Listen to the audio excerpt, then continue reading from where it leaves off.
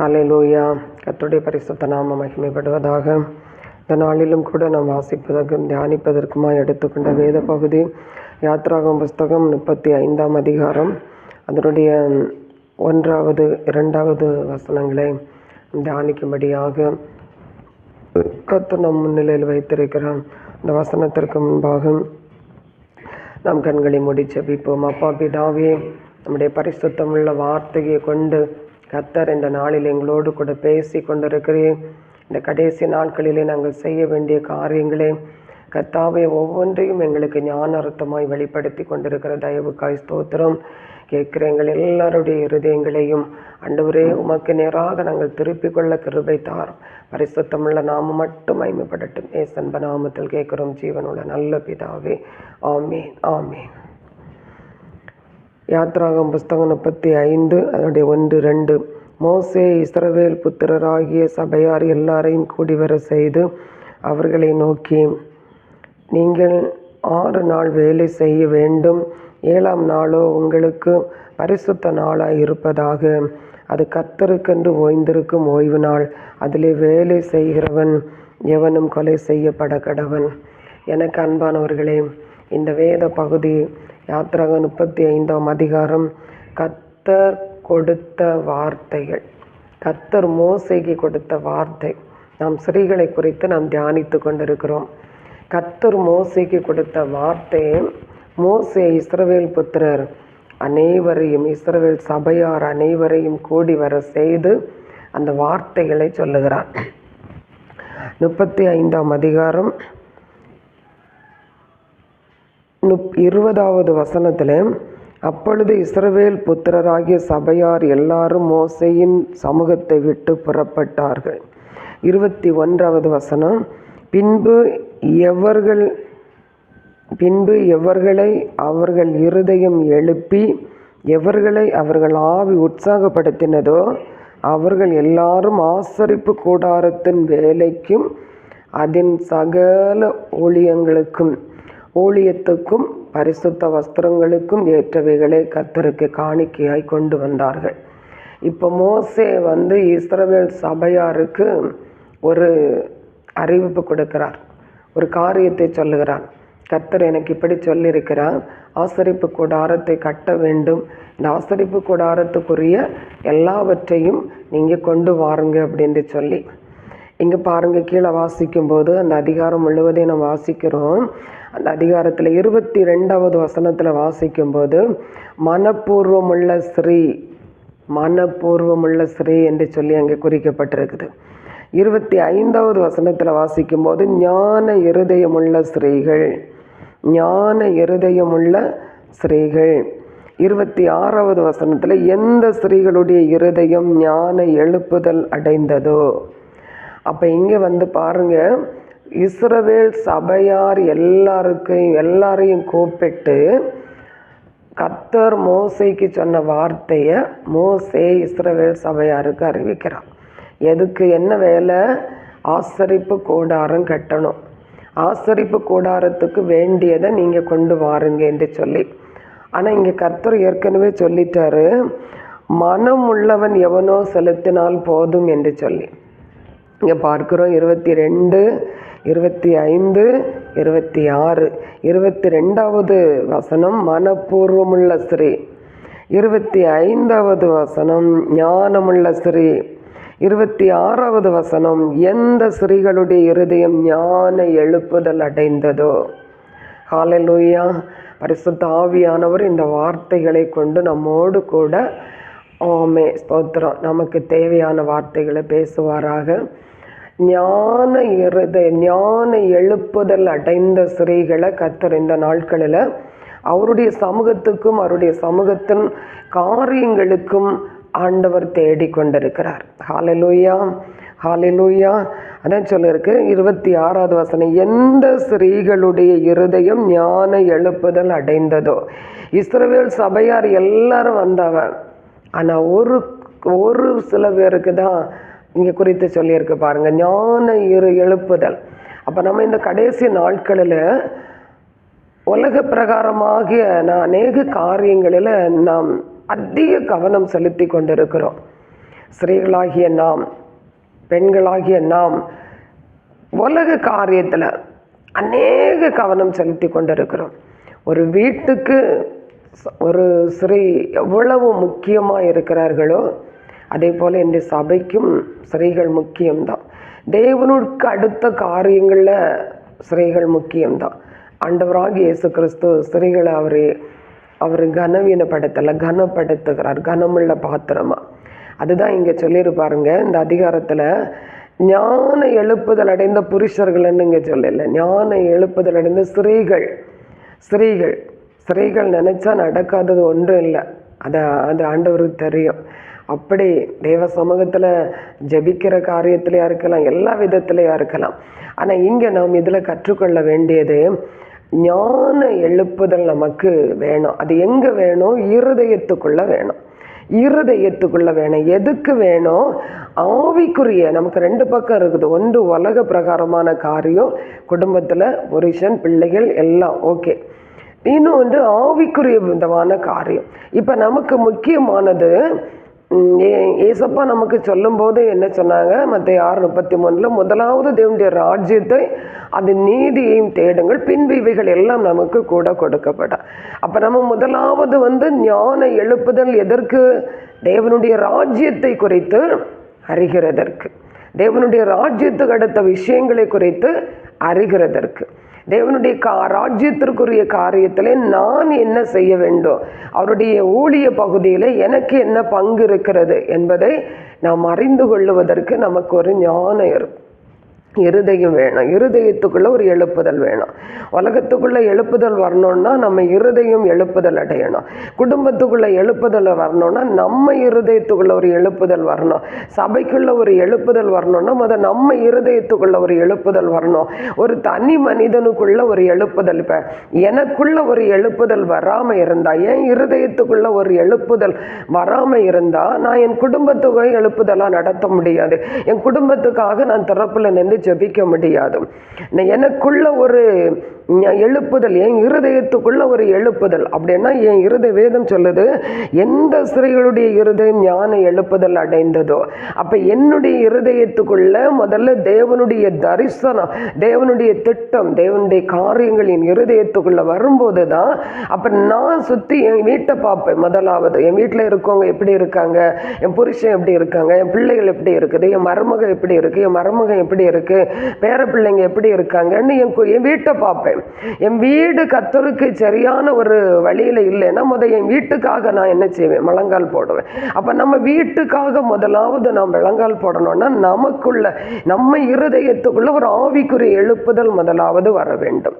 முதலாவது நமக்குள்ள ஒரு தனி மனிதன், அந்த குடும்பத்தை நிர்வகிக்கிற ஒரு ஸ்திரீயாகி எனக்குள்ள நமக்குள்ள வரணும். அதுதான் நம்ம குடும்பத்துக்குள்ள, புருஷனுக்குள்ள, பிள்ளைகளுக்குள்ள. அதற்கு பிறகுதான் அதை கொண்டு வர முடியும். சரி, அதனால்தான் ஒரு வீட்டுக்குள்ள ஒரு நபரை ஆண்டவர் தூக்கி எடுக்கார். திறப்பில் நிற்பதற்கு, சுவரை அடைப்பதற்கு ஒரு மனிதனை தேடினேன். அந்த ஒரு மனிதனை நீங்களும் நானும். என் வீட்டுக்கு நான், இப்போ உங்க வீட்டுக்கு நீங்க. அப்ப நம்ம ஒவ்வொரு வீட்டுக்கும் ஒவ்வொரு ஸ்திரீகள் முக்கியம். அப்ப எனக்கு குடும்பத்துக்குள்ள ஒரு எழுப்புதலுக்காக நான் பிரயாசப்படும் போது தான் நான் என்ன செய்ய முடியும்? சபைக்காக நான் பிரயாசப்பட முடியும். சபைக்கான காரியம், ஐயோ என் சபையில இப்படிப்பட்ட சில தீமைகள் இருக்கிறது, தீமையான காரியங்கள் இருக்கிறது, நான் போகிற எந்த சபையாக இருக்கட்டும் அந்த சபையில ஒரு எழுப்புதல் வர வேண்டும் என்று சொல்லி நமக்குள்ள ஆண்டவர் ஒரு மனிதனை தேடுகிறார். அது நாமவே இருக்கலாம். அந்த சபைக்குள்ள ஒரு எழுப்புதல் வந்தாதான் நாம உட்கார்ந்து இருக்கிற கிராமத்துக்குள்ள ஒரு எழுப்புதல் வரும். நம்ம சபைக்குள்ள ஒரு எழுப்புதல் வராத பட்சத்தில் நம்ம கிராமத்துக்குள்ள எழுப்புதலை பார்க்க முடியாது.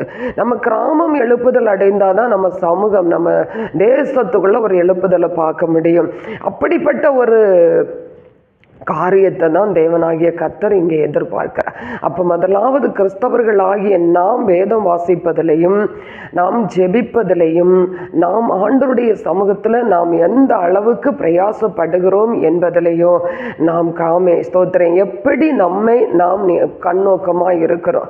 நான் எப்படி கிறிஸ்துவுக்குள்ளே இருக்கிறேன், நான் எப்படி கிறிஸ்துவுக்குள்ளே இருக்கிறேன், கிறிஸ்து எதற்காக அவர் என்னை ரட்சித்தார், அவர் எதற்காக என்னை ஸ்தோத்திரம் அவருக்காக அழைத்திருக்கிறார் என்கிறது அவர் நம்ம மேலே கவனமாக இருக்கிறார்.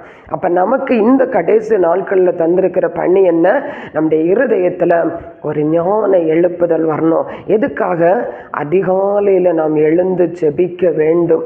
இங்கே வசனம் சொல்லுது பாருங்க, 35 யாத்திராங்க 35 அந்த 21வது வசனத்தில் எழுதியிருக்கு, எவர்களை அவர் ஆவி உற்சாகப்படுத்தினதோ பின்பு எவர்களை அவர்கள் இருதயம் எழுப்பி எவர்களை அவர்கள் ஆவி உற்சாகப்படுத்தினதோ அவர்கள் எல்லாரும் ஆசரிப்பின் கூடாரத்தின் வேலைக்காக அவர்கள் ஆயத்தப்பட்டார்கள்.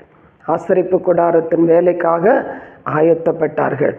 அன்னைக்கு ஆசரிப்பு கூடாரத்தின் வேலைக்காக ஆயத்தப்பட்டார்கள். சாலமன் காலத்தில் தேவாலயத்தை கட்டினார்கள். ஆனால் ஆண்டவராக இயேசு கிறிஸ்துவின் நாட்களில் இன்றைக்கு நாமே அந்த தேவாலயமாய், நாமே அந்த ஆசரிப்பு கூடாரமாய், நாமே தேவன் தங்குகிற ஒரு ஆலயமாய் குருந்தில் நாம் அம்மை வாசிக்க முடிகிறது. நீங்களே அந்த ஆலயம் என்று சொல்லுகிற இன்றைக்கு அவர் ஆசரிப்பு கூடாரத்திலே தேவாலயத்துக்குள்ளே இல்லை, அன்றைக்கு மனிதர்களால் கட்டப்பட்ட கோவிலுக்குள்ளே இல்லை, அவர் நமக்குள்ளேயே அவர் வாசம் பண்ணி கொண்டிருக்கிறார். அப்போ நமக்குள்ள இயேசு கிறிஸ்து வாசம் பண்ணி கொண்டிருக்கிறார். நாமே அவருடைய வீடா, நாமே அவருடைய ஆலயமாய் அவர் அருமையாய் ஆமை ஸ்தோத்தரிக்க நாமே ஆசீர்வதித்திருக்கிறார். இப்போ அவர் நம்மை பார்க்கும்போது நாம் இன்றைக்கு ஒரு நடமாடும் சபையாக நாம் இன்றைக்கு ஆமேன் இருக்கிறோம் என்பதை மறந்து போகக்கூடாது. அப்போ நமக்குள்ள தேவன் வாசம் பண்ணி கொண்டிருக்கும் போது, அப்போ நமக்குள்ள தேவன் வாசம் பண்ணும்போது, அப்போ அவர் நமக்கு மேலே ஒரு பெரிய நோக்கத்தை அவர் வைத்திருக்கிறார். ஒரு நோக்கத்தை, என்ன காரியத்தை அவர் எதிர்பார்க்கிறார்? ஆவி உற்சாகப்பட வேண்டும். மாம்சம் பலவீனம்தான், ஆவி உற்சாகப்பட வேண்டும். மாம்சம் ஒன்றுக்கும் பிரயோஜனம் இல்லை. ஆனால் நான் மாம்சத்தில் இருக்கிறோம், இந்த சரீரத்தில் இருக்கிறோம், அது கர்த்தர் வைத்திருக்கிறார். எதுக்கு? தேவனுடைய திட்டத்தை நிறைவேற்ற, தேவ சித்தத்தை நிறைவேற்ற. இப்போ நாம் ஒரு என்ன சொல்றது, ஒரு குடும்பத்தில் நாம் செய்ய வேண்டிய காரியம், நம்முடைய ஆவி உற்சாகப்பட வேண்டுமா?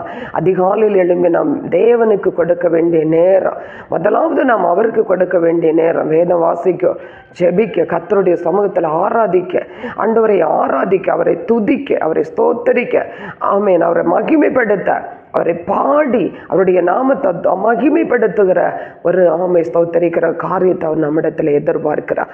அதிகாலை தேவ சமூகத்திற்கு நாம் கொடுக்க வேண்டும். அதிகாலை நாம் தேவ சமூகத்திற்கு கொடுக்க வேண்டும். நம்முடைய அந்த காரியத்தை ஆண்டவர் நம்மிடத்தில் எதிர்பார்க்கிறார். அவரோடு கூட உள்ள அந்த உறவு, அவரோடு கூட உள்ள அந்த ஐக்கியத்தை அவர் எதிர்பார்க்கிறார். ரெண்டாவது, நம்ம குடும்பத்திற்கு, நம் பிள்ளைகளுக்கு ஆண்டவரை குறித்து, அவருடைய பரிசுத்தத்தை குறித்தும், அவருடைய அன்பை குறித்தும் அதிகமாய் பிள்ளைகளுக்கு சொல்லிக் கொடுக்க வேண்டும். அதை தேவனாகிய கர்த்தர் எதிர்பார்க்கிறார். அந்த காலை வேளை கர்த்தரோடு தொடங்கி அவருடைய காரியத்தினுடைய அவருடைய அந்த வேதத்தை எடுத்து வாசிக்கும் போது, ஆண்டவரே நீர் எங்களோடு பேசும், ஆண்டவரே என்னை குறித்து, என் குடும்பத்தை குறித்து, ஆண்டவரே என் சபையை குறித்து, ஆண்டவரே எங்கள் கிராமத்தை குறித்து, ஏசப்பா நீங்கள் என்னோடு பேசும் என்று சொல்லும்போது, ஆண்டவர் தெளிவாய் அவர் சொப்பனத்தோடு அவர் நம்மோடு பேசுவார், அவர் தரிசனத்தோடு பேசுவார், அவர் வசனத்தை கொண்டு நம்மோடு பேசுவார். அவர் ஆமை ஸ்தோத்திரம், அவருடைய இருதயத்தில் இருக்கிற திட்டங்களை, எண்ணங்களை அவர் நமக்கு வெளிப்படுத்தி தருவார். தேவ சமூகத்தில் போய் நாம் அமர்ந்திருக்க வேண்டும். அதற்கு நமக்கு ஒரு ஞான எழுப்புதல் அடைந்த இருதயம் தேவை. ஞான எழுப்புதல் அடைந்த தேவன் நம்முடைய ஆமை, நாம் ஆராதிக்கிற தேவன் கல்லோ மண்ணோ இல்லை. பாருங்க, இந்த பாருங்க, ஆண்டவருடைய சமூகத்தில் நான் தைரியமாய் சொல்ல முடியும். நான் ஒரு இந்து மார்க்கத்துக்குள்ள 33 கோடி தேவர்களை வழிபட்டு வணங்கி கொண்டிருந்த நாட்களில் இந்த சந்தோஷம், இந்த மகிமை, இந்த இதை நான் பார்க்கல. ஆனால் இன்னைக்கு நான் கிறிஸ்துவுக்குள்ள வரும்போது பாருங்க, எவ்வளவு இப்படி ஒரு தேவனை நான் அறிந்து கொள்வதற்கு ஆண்டவர் எனக்கு கொடுத்த அந்த கிருபையை எண்ணி நான் கர்த்தரை நான் துதிக்கிறேன். பாருங்க, அவரை நாம் அறிந்து கொள்வதும், அவரை ஆராதிப்பதும், அவரோடு கூட நாம் நேரம் செலவிடுவதும், அவரோடு கூட நாம் ஆமேன் பயணிக்கிறதும் எவ்வளோ பெரிய ஆனந்தம். அது நமக்கு இந்த உலகத்தில் கிடைக்கக்கூடாத ஒரு பெரிய ஒரு வாக்கியத்தை கிறிஸ்துவ எனக்கும் உங்களுக்கு ஆண்டவர் தந்திருக்கிறார். பாருங்க, அதை நினைத்து ஆண்டவரை நாம் துதிக்கணும். ஒவ்வொரு நாளும் நாம் துதிக்கணும். ஆண்டவருடைய சமூகத்தில் இன்னும் அதிகமான காரியங்களை கர்த்தர் நம்மேல் எதிர்பார்த்து கொண்டிருக்கிறார். வேதத்தில் நிறைய காரியங்களை, வசனத்தை எடுத்து சொல்லுவதற்கு வாஞ்சை உண்டு, ஆசை உண்டு. நான் இந்த 10 நிமிஷம் இந்த ஒரு சின்ன ஒரு ஆலோசனையின் மூலமாய் நாம் எல்லாவற்றையும் அறிந்து கொள்ள முடியாது. ஆனால் எனக்கு அருமையான சகோதரங்களே, சகோதரிகளே, வாலிப பிள்ளைகளே, குடும்பத்தின் தாயே, ஆமென், ஒன்று மட்டும் நாம் எதிர்பார்ப்போம். ஆண்டவருக்கு சொல்லுகிறார், உங்களுடைய இருதயம் என்னுடைய இருதயம் ஞான எழுப்புதல் அடையணும். நாம் இப்படி இருப்போமானால் இனி வரப்போகிறதான ஸ்தோத்திரிக்கிற உலகத்தில் வரப்போகிற தீமை, நமக்கு வரப்போகிற வருகை, ரெண்டு காரியம் இருக்குது. உலகத்தில் வரப்போகிற தீமை, நம் ஆண்டவரை ஆராதிக்கிற பிள்ளைகளுக்கு, தேவனை நம்பி இருக்கிற ஸ்தோத்திரம் பிள்ளைகளுக்கு ஆண்டவர் ஸ்தோத்திரிக்கிற வைத்திருக்க அந்த வருகை, அந்த ஆசீர்வாதம், அந்த தேவ சமூகத்தோடு கூட நாம் இருக்க போகிற அந்த பாக்கியத்தை நாம் இழந்து போகக்கூடாது. உலகம் தீமைக்கு நேராய் போகிறது, தேவ ஜனத்திற்கு ஸ்தோத்திரிக்கிற மகிமைக்கு நேராக நாம் ஆயத்தப்பட்டு கொண்டிருக்கிறோம். அந்த மகிமையை குறித்து, அந்த ஸ்தோத்திரிக்கிற மகிமையின் ஆசீர்வாதத்தை குறித்து நமக்குள்ள ஒரு ஞான எழுப்புதல் வேணும். நாம் இந்த நாட்களில் தேவனோடு கூட அதிகமாய் உறவாடுவோமானால், அவரோடு கூட அதிகமாய் நாம் நேரத்தை செலவிடுவோமானால், நிச்சயமாய் அவருடைய மகிமையை ஸ்தோத்திரிக்கிறோம், நம்மை நிரம்பத்தக்க நம்மை ஸ்தோத்திரிக்கிறோம் மூடும். அவருடைய மகிமை நம்மை நிரப்போம். அவருடைய மகிமைக்குள்ள ஸ்தோத்திரருடைய வார்த்தையை நாம் கேட்க முடியும். எனக்கு அன்பானவர்களே, இந்த உலகம் தீமைக்கு நேராக போய்கொண்டிருக்கிறது. ஆனால் கர்த்தருடைய மகிமை ஸ்தோத்திரிக்கிற நம்மை நிரப்பி கொண்டிருக்கிறது. அதுதான் அவர் சொன்னார், ஞான இருதயம், ஞான எழுப்புதல் வேணும். நீங்க இப்படி இருக்காதீங்க, இப்படி இருக்காதீங்க என்று சொல்லி தேவனாகிய கர்த்தருடைய சமூகத்தில் எவ்வளவு நேரம் ஜெபிக்கிறோம், எவ்வளவு நேரம் வேதம் வாசிக்கிறோம், எவ்வளவு நேரம் தேவ சமூகத்தில் கொடுக்கிறோம். நாம் ஆராதனைக்கு நாம் எப்படி ஸ்தோத்திரம் நாம் கடந்து போகிறோம். நாம் நம்முடைய ஜீவிதம், கிறிஸ்தவ ஜீவிதம் எப்படிப்பட்டதாக இருக்கிறது. நாம் ரட்சிக்கப்பட்ட ஞானசானம் எடுத்து பரிசுத்தாவின் அபிஷேகத்தை பெற்று நாம் ஆண்டவருடைய விருப்பத்தை நாம் நிறைவேற்றி கொண்டிருக்கிறோமா? நாம் ஆண்டவருடைய பிரியத்தின்படி ஒவ்வொரு நாளும் தேவ சமூகத்தில் அவருடைய சத்தத்தை கேட்கிறோமா? மற்றவர்களுக்கு நம்மளால் முடிந்த அளவுக்கு ஆண்டவருடைய வசனத்தை நாம் சொல்லுகிறோமா? நம்முடைய குடும்பத்துக்கு சாட்சியா இருக்கிறோமா? நம்முடைய சமுதாயத்துக்கு சாட்சியா இருக்கிறோம், சபைக்கு சாட்சியா இருக்கிறோமா? தேவ சமூகத்தில் ஒன்று நன்றாய் சிந்தித்து நம்ம நல்ல ஒரு முடிவுக்கு வருவோம். இங்கே சொல்லி இருக்கிறது பாருங்க, ஞான இருதயம் உள்ள ஸ்திரீகள், ஞான இருதயம் உள்ள ஸ்திரீகள் என்ன செய்வார்கள்? இந்த வசனத்தை அதிகமாக தியானிங்க. ஒரு முகவுரையா சொல்லி இருக்கோம், இந்த வசனத்தை தியானிங்க. ஞான இருதயம் உள்ள ஸ்திரீகள், ஞானம் குறைவுள்ளவன் கர்த்தரிடத்தில் பெற்றுக்கொள்ள வேண்டும். ஆனால் இங்கே ஆண்டவர் சொல்ல, வேதத்தை வாசிக்கிற ஒவ்வொருவருக்கும் ஆண்டவர் அனந்த ஞானத்தை கர்த்தர் கொடுத்திருக்கிறார், அனந்த ஞானத்தை கொடுத்திருக்கிறார். அதுக்கு நான் சாட்சி. வேதத்தை வாசிக்கிற தேவ சமூகத்தில் இருக்கிற ஒவ்வொரு பிள்ளைகளுக்கு தேவன் விசேஷித்த ஞானத்தை கொடுத்திருக்கிறார், விசேஷித்த ஞானத்தை.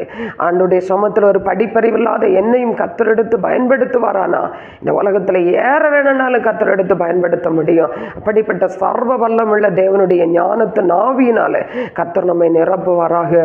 இருதயத்தில் ஞான இருதயமுள்ள ஸ்திரீகள் என்ன செய்வார்கள்? ஆண்டுடைய சமூகத்தில் இந்த வார்த்தையை சிந்தித்து ஜெபிங்க. கர்த்தர் உங்களோடு கூட இடைப்பட்டு இருக்கிறார். அதை தள்ளி விடாதீங்க, வசனத்தை தள்ளி விடாதீங்க, அவருடைய பிரசன்னத்தை தள்ளி விடாதீங்க. அவருடைய சமூகத்தில் காத்துருங்க, பெரிய காரியங்களை கர்த்தர் செய்வார். கண்களை மூடி ஜெபிப்போமா? அன்பின் இரக்கமுள்ள கர்த்தாவே, இந்த கடைசி நாட்களிலே நீங்க தேடுகிறது எவர்களுடைய இருதயம் ஞான ஸ்தோத்திரம் எழுப்புதல் அடைந்திருக்கிறது, எவர்கள் தேவ சமூகத்தில் வந்து இருக்கிறார்கள், எவர்கள் இனி வர போகும் அந்த மகிமைக்கு தங்களை விட்டு கொடுக்கிறார்கள் என்பதை தேவனாகிய கர்த்தர் ஸ்தோத்திரம் எங்களிடத்தில் எதிர்பார்த்து கொண்டிருக்கிறப்பா.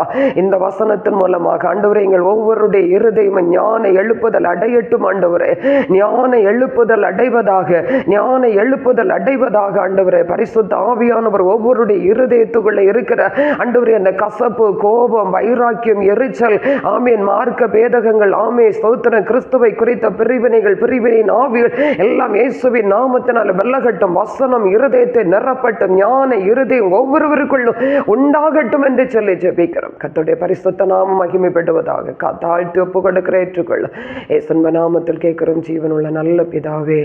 ஆமென், ஆமென்.